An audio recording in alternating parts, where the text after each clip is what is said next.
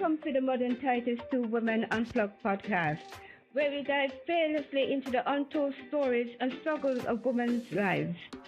This is a space of authenticity where no topic is off limits. Each episode is a journey of discovery and empowerment, confronting challenges with honesty and vulnerability. From maintaining a home to healing from abuse, balancing motherhood with personal passions, and navigating single parenting, widowhood, divorce, and post-abortion heartbreak, we explore it all. With special guests offering wisdom and perspective, we uncover forgiveness and reignite love in marriage. Join us for soul-stirring conversations. Tune in. Your story matters.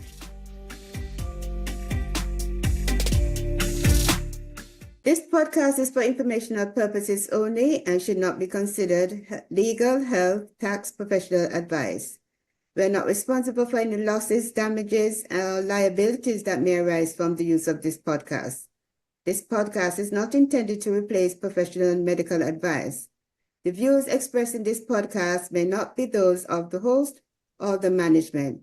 This podcast may contain adult themes, so parental discretion is advised. Welcome to the Modern Titles to Women Unplugged podcast. Our podcast is one where we fearlessly dive into the unspoken struggles that shape the lives of women today. As part of our mentoring role, we seek resources and support designed to help women thrive. We explore strategies for achieving optimal well-being and performances.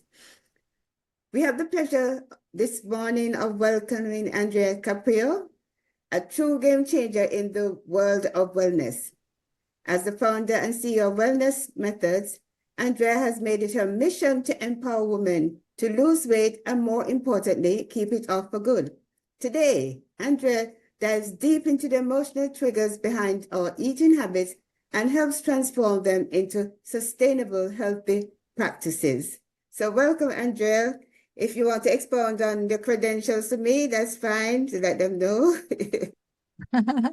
Lorna, thanks so much for this lovely invitation and your introduction as well. I'm excited to be at the Modern Titles podcast today to hopefully help everybody here to overcome emotional eating. I actually came into that myself through my own health journey that I improved and after which I realized I've been eating too much sugar, right?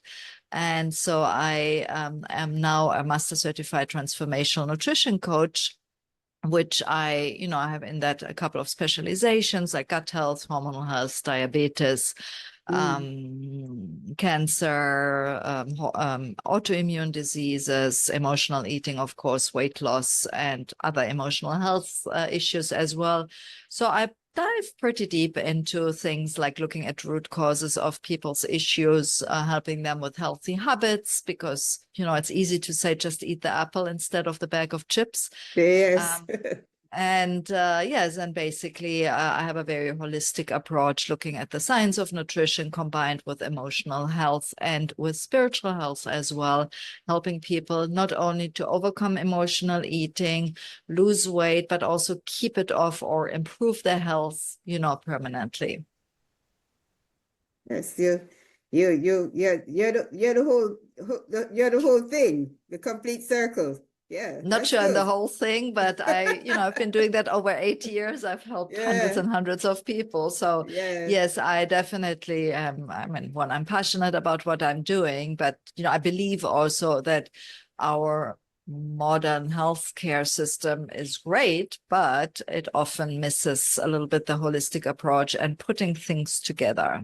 You have sometimes a therapist that helps you, but they don't understand really about nutrition, or you have a nutritionist that understand about that part, but they don't understand about therapy or anything else. Right. So I'm putting all that together. Put it all together. That's good. That's good.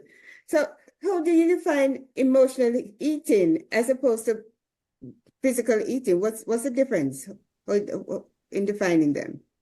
Yes, great question. So what I always say is, okay, there are two parts. I mean, there's several parts to it, and I have actually a kind of a table that I share. Physical hunger and emotional hunger, so you learn how to differentiate, because we don't know, right? We are so used just to eat, and very often people just eat and they're always full. They never actually get hungry. And so it's very difficult to understand the hunger cues because they're kind of just so invisible. So what I found, two things that are really important is, first of all, for me, emotional eating is any eating that's not planned. What I mean by that is that's not planned in when it happens, that's not planned the quantity we're eating, the quality we are eating as well.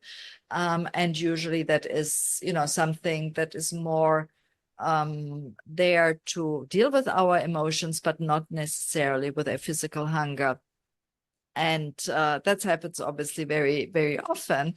Whereas physical hunger is normally something that comes on gradually. Emotional eating usually happens quite quickly and is usually based on a trigger, right? So where, you have a stress situation, a call with your boss that shouts at you, an argument with maybe a family member or whatever, or you're just tired. And also, not to forget, emotional eating can also be a happy emotion, a positive emotional eating. So it's not only anxious, sad, or, anything negative. And so, yes, as I said, it's a slow, normally physical hunger comes slowly. Emotional hunger is more trigger driven. And usually an emotional eater also wants a certain type of food, right? They're fixated on their emotional food, a bag of chips, ice cream, or whatever it is.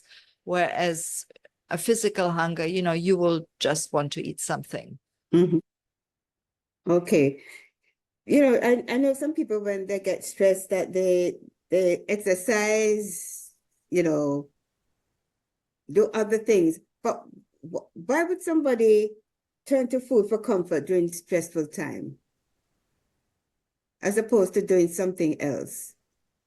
So, yes, that is a great question. So actually, why they turn to food is because we are taught to turn to food, right, from early childhood in general. I mean, if you look at it, a child cries, what does the parent do? Here's a lolly, or, a sweetie, or something like that. It's all okay, don't cry, here's something. Or, I always give that sample from one of my clients. When she was a child, parents came home, they were tired, they needed a break, they put the child in front of TV with a bag of chips. The child thought the parents don't love her. So today, whenever, she feels down or tired or whatever, she will turn to food, because at the time she felt only food loves me. So it's really something, even, I mean, probably today it doesn't exist so much, but when I was young, the dentist would give me a sweetie. Right. I mean, how crazy is that? I don't know if it's still done today. I really hope not. But that's basically how we've been brought up, and that's why we turn to food. And it's also one thing to not forget. A lot of people turn to other things: alcohol, drugs, sex, gambling, whatever. But food is there, right? I mean, food Easy is access. legal, it's there, it's easily accessible and all that. So that's why so many people turn to food instead of, other things. Okay. That's interesting what you said about the dentist, because normally when you go to dentist, your discomfort is pain. And if they're gonna give you a sweet after the pain. Yeah. Yeah, that's interesting. I didn't think of it like that, but that's really interesting. Can you share some psychological theories that explain why emotional eating occurs? So there are plenty of theories and truths, let's say, as well. But basically, what I always like to explain is, but we already spoke about the childhood, right? So basically, we have a belief system, we are used to it. Very often, it's a limiting belief that is somehow there, that we are not good enough, and that's why we react maybe in an emotional way. And as I mentioned earlier, that is why then people eat emotionally, because it's available, right? It's Mm-hmm. easy. So that's definitely something that happens there. But more so on the psychological level is that we have, or rather, let me rather actually go into the brain. I know it's not only psychological level, but I want to answer it in a way that very often it's also related to our gut. Now I know I'm jumping, or I seem to jump, but just remember that the brain, the gut-brain axis is there, and the gut speaks directly to our brain. And that's why so often the food actually influences our brain, and with it, obviously, on a psychological level, our choices of food. So we eat unhealthy food, our gut is negatively influenced, or, has to deal with this. And also the gut bacteria feeds usually on things like sugar. So it sends signal to our brain, and that affects very often our mood, right? And how we react to certain things, how it affects our psychological level. And that leads to more emotional eating. That affects more our gut. So we end up being in a vicious cycle that is difficult to get out of, because as we probably all know, we should be eating healthy, right? Or healthier. But it's very easy, and I have that very often, that, people go and they see a doctor, and the doctor says, hey, you have to lose weight, or you have to eat healthier because you have that health issue. And just go home and eat healthy. But it's not that easy, right? Because we know we should be eating healthier. But in the end, the issue is that there is the emotional eating, and it's very difficult to get out of this psychological vicious cycle. Mm-hmm. So that gave segued into the other question. What is the consequence? But you sort of hit on it a little bit.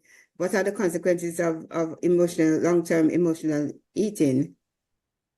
You sort of hit on it about the health issues that occur. Yeah. Yeah. One of it, diabetes, obesity, and other things like that. Yes, of course. So when we eat emotionally in general, few people eat emotionally unhealthy food. Let's face it, right? That's true. So most people, they eat unhealthy food. So it's either, too much sugar, too much processed food, refined carbohydrates like, white flour, things like that, bread and so on. Things with additives, things also that are highly maybe, where there are pesticides in genetically modified, yeah. Mm-hmm. and so on and so on. So when you look at this, when you eat these kind of foods emotionally, you also additionally eat obviously a higher quantity than you should, and that affects really our health, right? So it can affect your gut health, as I mentioned. It can affect your hormones.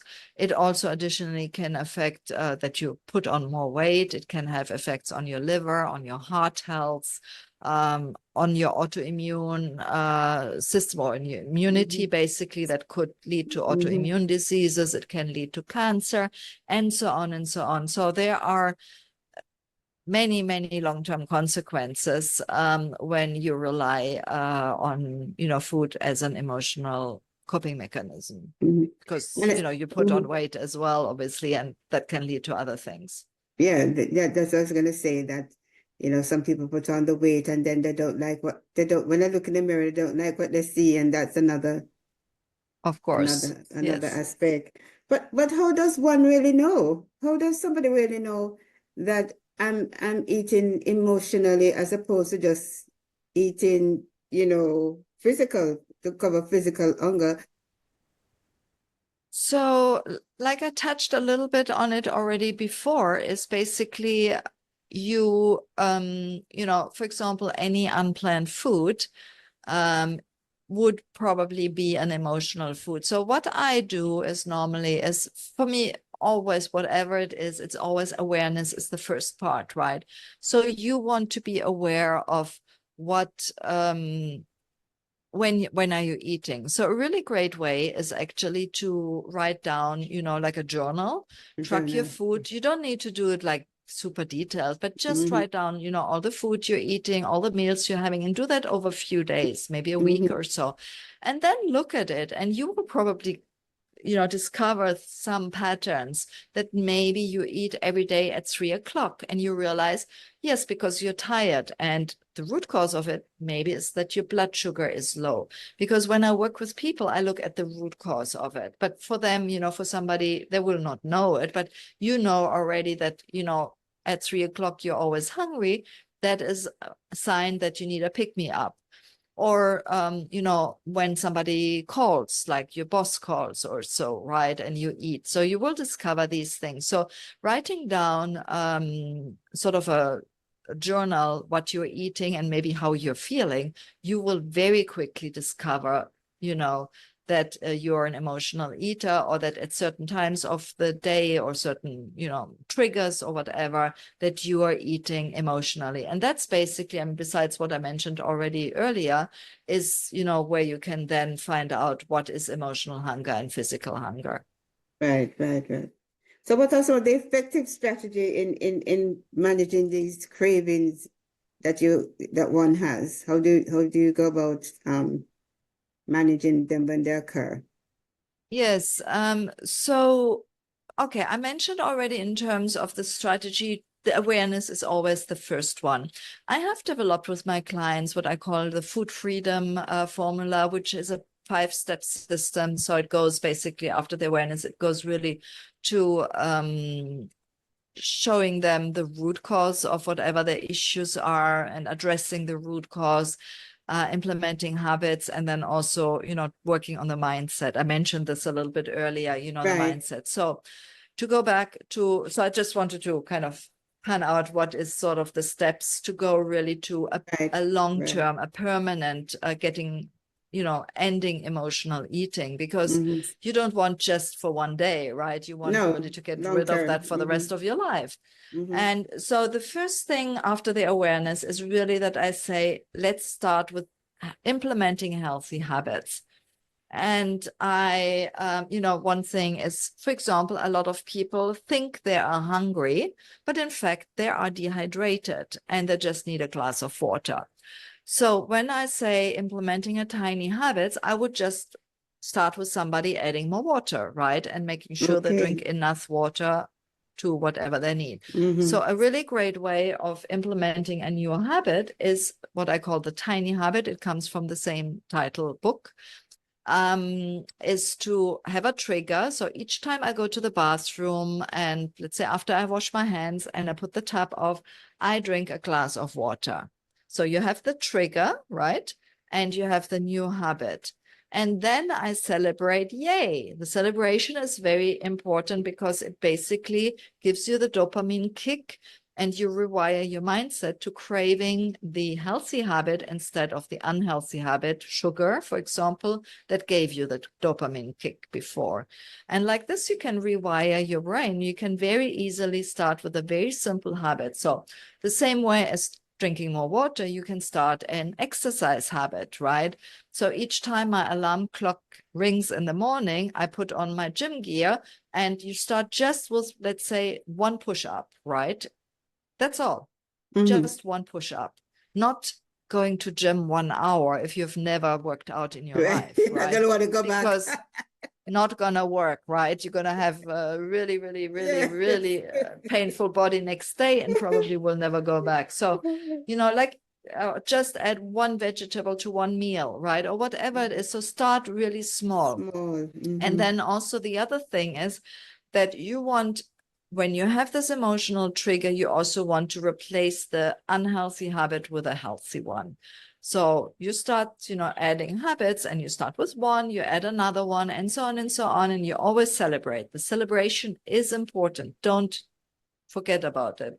And then you, for example, you also replace, so instead of eating, at 3 o'clock, your cookies, you say, okay, each time, at 3 o'clock, you put an alarm, I go for a walk. Or maybe at 2:30, you eat something healthy, so you actually don't start to be hungry. Yeah, that's good. That's good. So what are the obstacles that people talk, you said about consistency and all that. But what are the obstacles that people normally come up against? It's like I know that some of the women say that they have to cook. They have to cook these food for the Exactly. family, and you know, how can I not want to Yeah, eat it's this? a good Yeah. Yeah, it's a great question. So the obstacles, I mean, quite honestly, there are many. And of course, it depends a little bit on the person, but the ones I see coming up all the time is, of course, we're too busy, right? I don't have time. I don't have time to cook. I don't have time to work out. I don't have time. And it's not a time issue because let's face it, we all are busy, right? Healthy people are busy, unhealthy people are busy. I mean, I don't know Yeah. anybody who's not Not busy. busy. Yeah. So it's actually a priority issue, right? If you, if a doctor tells you, look, your life depends on eating, only vegetables. If you don't eat vegetables, you're gonna die tomorrow. You probably will Gotta eat get vegetables. yes. Unfortunately, many don't, but most people would Yeah. probably really make an effort, right? So when it becomes a top priority, then you would do it. So it's really more about, making that your priority. And that usually needs a little bit more coaching because very often we have our mindset that believes we are not, successful, we are not good enough, and why, would we deserve to be healthy? And funny enough, and I shared this the other day, the fear of success. Many people think it's the fear of failure or the Really? fear of change. And it can be, but most of the time, I actually find that it's a fear of success, and it's a little bit more tricky to find because it doesn't show up. And I usually give the biggest aha moments to my clients, and usually the success they need or they want, and they've been trying to get for years and years, when I'm able to show them the fear of success, right? Which usually I am. It takes some time digging a little bit, but I give you a sample. Let's say you're from a family and the family, everybody's overweight. Probably, your mom has been telling you, and I'm not saying to you, but I say, just in general, in general is, oh yeah, but you're always gonna be a fatty, or, I don't know, whatever somebody would say, right? And so the child believes that, obviously. Plus, when you grow up, you will believe that if you lose weight, you will not fit anymore in your family because everybody is overweight. And if suddenly you become skinny, you are not part of the family anymore. And that's the fear of success. So obviously there are various variations. It could be, oh, my husband should love me no matter if I'm thin or overweight, right? Or whatever, there are various variations. So it's something that really plays a role. And these kind of things are really that can stand in the way of staying there. Mindset is 80% of your success. So there's self-sabotage, procrastination, all these kind of things. But that's most of the time that actually stands in there. Right.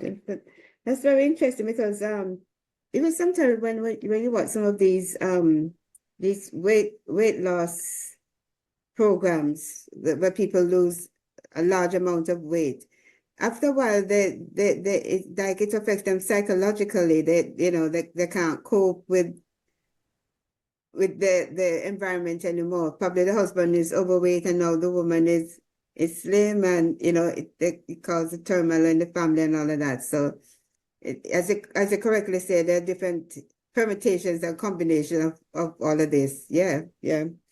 Okay, so what advice would you give to someone who struggles with self-discipline in implementing new habits?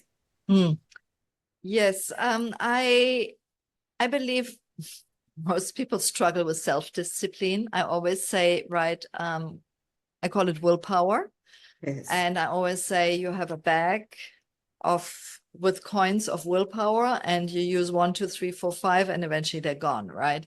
And it's true, because if you look at it, yes, when, we try to be healthy, right? We say, okay, now it's January. I mean, we're not in January now, but, usually in January, whatever, after the holiday, whatever it is, yeah, I'm eating healthy. I'm going to go to the gym and whatever, right? And as we discussed earlier, it lasts a few days, a few weeks, and then eventually we run out of the willpower coins that I just mentioned, because then stress happens, right? Then we have the famous whatever thing that happens in our lives. Our children are maybe sick, or something at work happens, or whatever, and out goes the self-discipline or the willpower. And that is why I earlier mentioned we need to rely on habits. And I'm asking now everybody here, and you will probably wonder why I'm asking this: do you brush your teeth? And why that, right? And I'm asking you, do you brush them in the morning and the evening? And I hope, of course, everybody says yes, right? Otherwise, we have another problem here.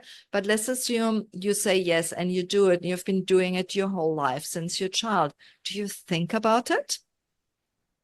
And that's the real question. You don't think about it. You just brush your teeth because otherwise your teeth will fall out.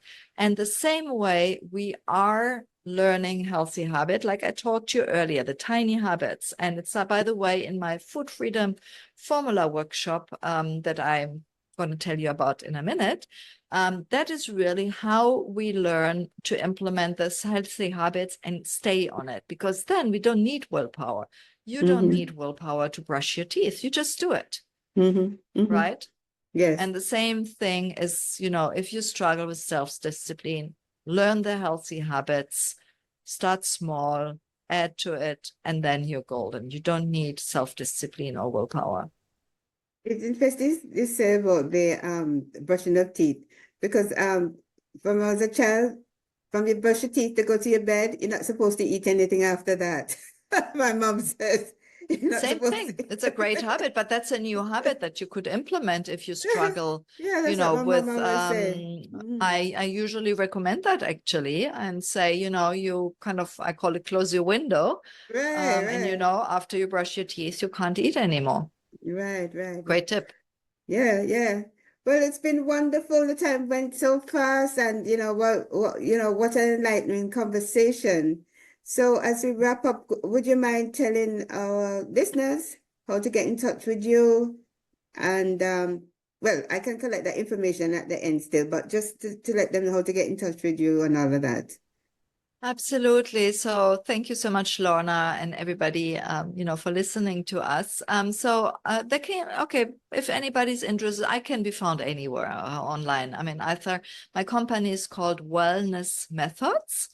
My website, wellnessmethods.com, and then on Instagram, on Facebook, on YouTube and whatnot, I'm usually with that name, or just search Andrea Caprio. You should also be able. And if you're interested, to go deeper, if you want maybe to discuss something, I have always a little moment in my calendar where I can fit you in. So just reach out to me through DM or whatever. Or directly through my website, of course. You can also book a session there.